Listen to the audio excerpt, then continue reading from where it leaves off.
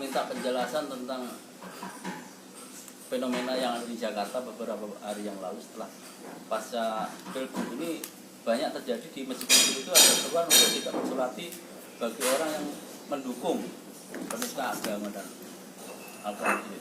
Bagaimana menurut pendapat Abah tentang hal ini? Karena ini kan nggak sesuai dengan ajaran Al-Quran itu sendiri. Gimana? Kita lihat esensi masjid itu. Masjid itu adalah lambang bait Allah. Nah, Allah itu Ar-Rahman Ar-Rahim, zat yang menerima tobat. Masjid itu tempat untuk mengenal Allah, khusus ala taqwa. Jadi digunakan sarana untuk mencapai derajat seseorang liqa'i Rabbi, bertemu dengan Allah sehingga mencapai satu tingkat derajat yang dikehendaki oleh setiap insan yang ada di muka bumi ini, yaitu takwa. Nah, takwa itu apa sih? Takwa itu adalah kalau menurut surat Al-Baqarah yang percaya dengan gaib, ya kan, melaksanakan sholat dan sebagainya. Kalau menurut surat Ali Imran adalah alladzina yunfikuna fisyarah wa darah wal kadhimina al-ghaidha wal afina 'anil nas. Nah, kalau ini yang jadi dasarnya, maka syarat orang yang takwa itu harus suka berderma dan tidak bakhil terhadap harta benda. Itu yang pertama. Kepada siapa saja tanpa membedakan agama, ras, suku dan bangsanya. Yang kedua, alladzina yunfikuna fisyarah wa darah wal kadhimina al-ghaidha, dan mampu menahan kemarahan.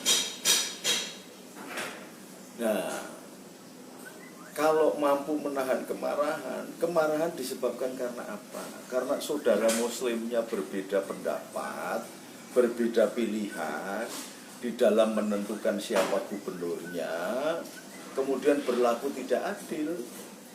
Maka ini merujuk pada apa? Karena selama kekhalifahan para sahabat Khulafaur Rasyidin dan maupun Rasulullah sendiri tidak ada pilihan gubernur. Tidak ada pilihan gubernur.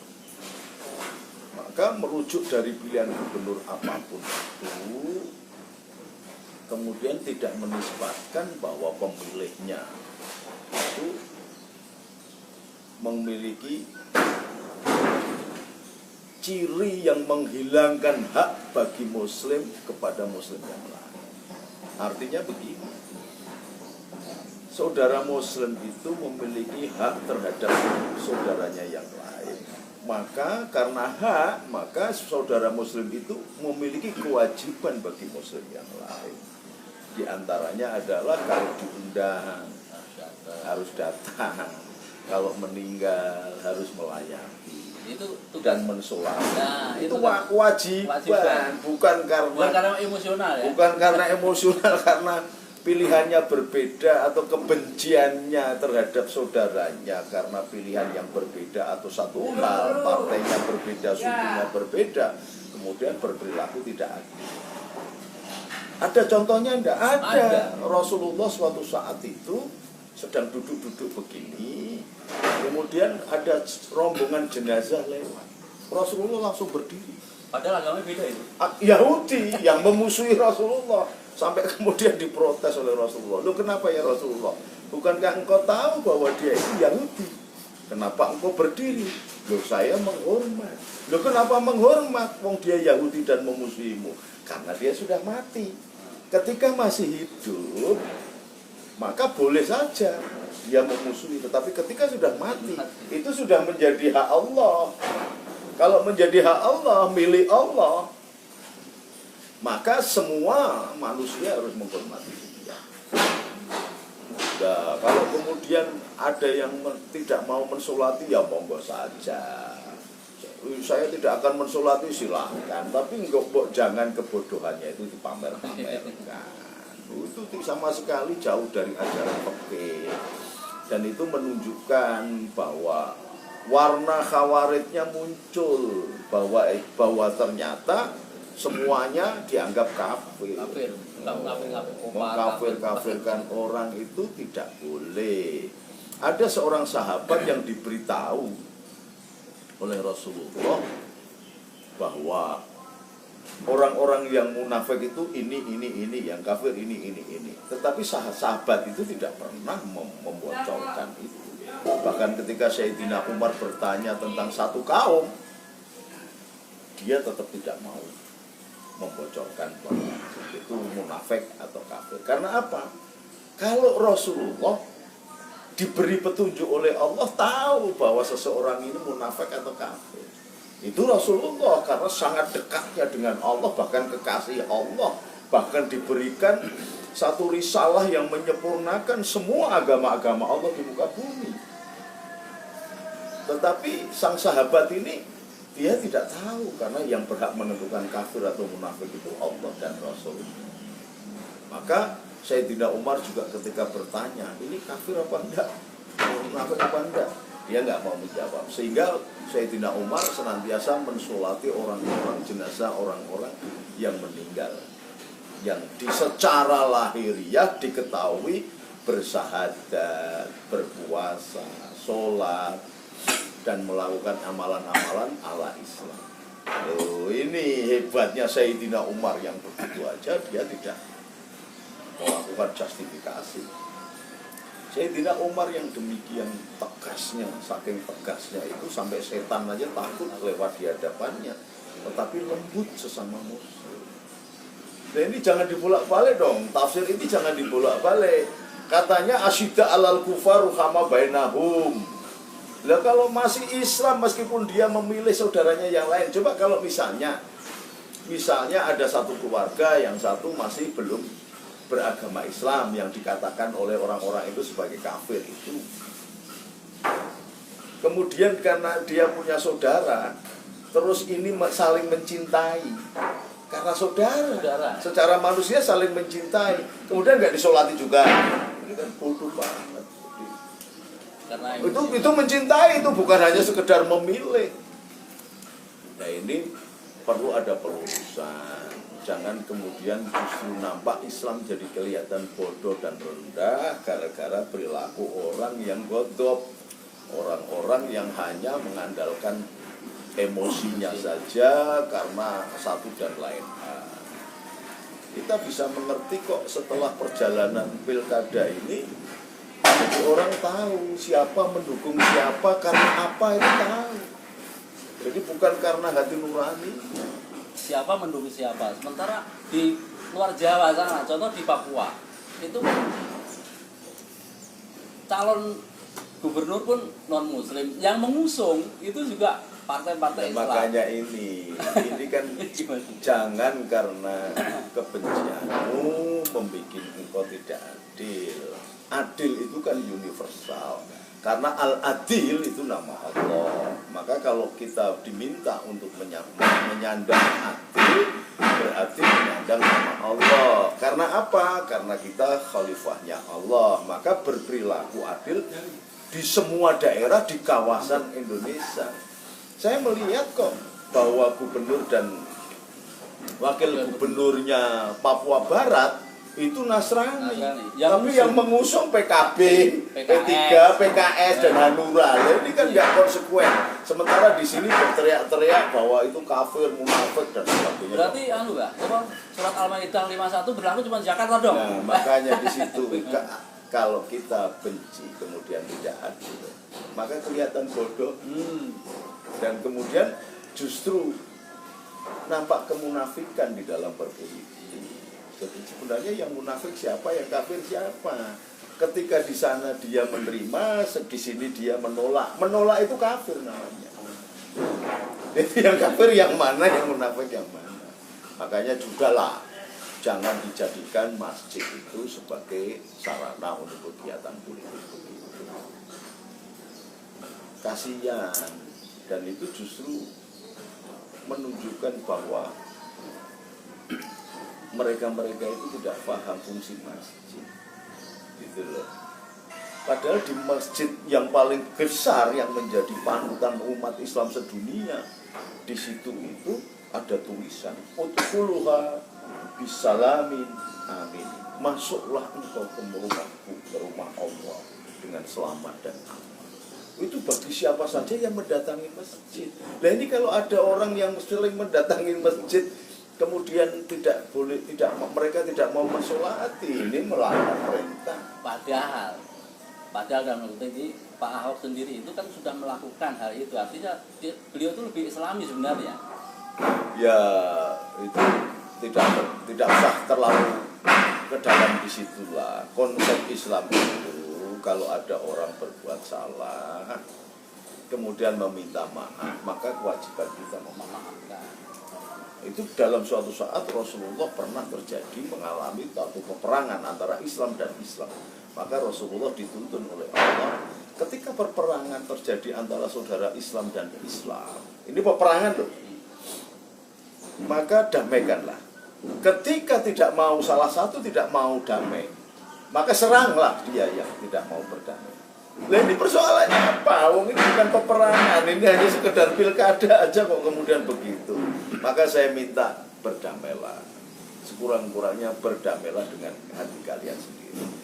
Tetapi juga kita tidak perlu terlalu menanggapi berlebihan terhadap masjid yang ada tulisannya tidak mau mensolati orang itu. Ya tidak perlulah berlebihan. Kenapa? Ya apa orang Islam itu manggone ning di sekitar masjid itu toh. Kan ya ndak di masjid yang lain, di mana yang lain, di wilayah masjid yang lain. Nah kalau kemudian padahal yang penggemarnya Mas Ahok ini kan banyak. Apa semua kemudian tidak disolati? Lah ini pembodohan agama dan ini berbau kebodohan dan jahil. Jahil itu bodoh banget, itu namanya jahil. Dan ini berbahaya karena akan memecah belah umat Islam. Dan Islam yang kita anut bukan Islam yang begitu, bukan Islam yang penuh marah, tapi Islam yang penuh rahmah melahirkan perilaku ramah. Inilah yang disebut Islam Nusantara. Maka justru dengan tampilan spanduk-spanduk begitu kita tahu itu jenis Islam model apa. Ini model Islam godop, Islam kemarahan. Oh bukan begitu. Kelasnya pesonan ini. Nah, kalau masih marahan berarti belum takwa. Sederhana aja, wong itu rujukannya untuk melihat posisi seseorang itu bagaimana. Dan itu bisa dikatakan ya. Coba kalau kemudian Ahoknya itu nanti masuk Islam. Terus ada orang yang mencintai Ahok saat ini mati kemudian tidak disolati. Lalu bagaimana?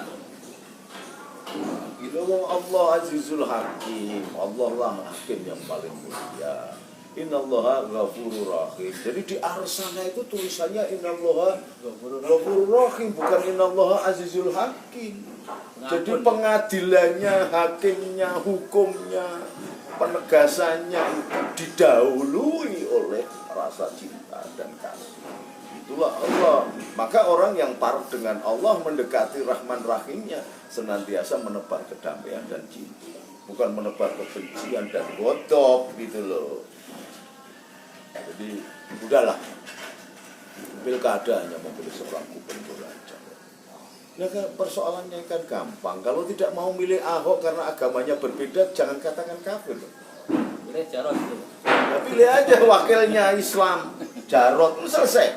Zaman Jokowi, Ahok dulu saya juga begitu. Geger Jakarta, DKI saya bilang, udahlah yang Islam pilih Islam, yang Kristen pilih Kristen, selesai. Yang Islam pilih Jokowi, yang Kristen pilih Ahok, selesai, nggak ada persoalan kok. Bahwa pemimpin itu kan bukan hanya di DKI, di gubernuran itu bukan hanya seorang gubernur, tapi juga wakilnya juga pemimpin. Jadi kalau ketika kemudian yang satu Kristen, yang satu Islam, kemudian kedua-duanya dianggap sebagai Kristen, oh terlalu gegabah ini.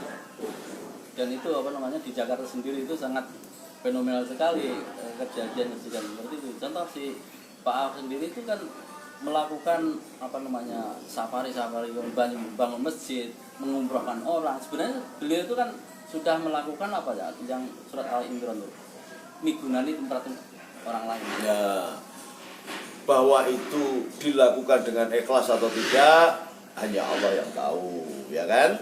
Tetapi sebagai seorang gubernur, dia mau ikhlas mau tidak, tugas gubernur adalah ayatnya beda. Bukan migunani tumrap pilih yang itu lagi saja.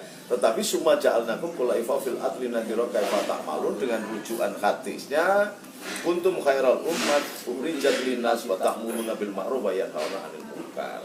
Rujukannya adalah setiap kalian adalah pemimpin, dan setiap pemimpin akan dimintai pertanggungjawabannya. Jadi urusan membawa kemaslahatan umat di wilayah telatak DKI ini nggak ada urusannya dengan agama. Bahwa gubernurnya nanti beragama, silahkan. Tetapi yang penting ketika dia dipilih jadi gubernur di negara Indonesia yang jumlahnya umat Islamnya banyak, ternyata Ahok bisa menampilkan sisi Islami gitu loh.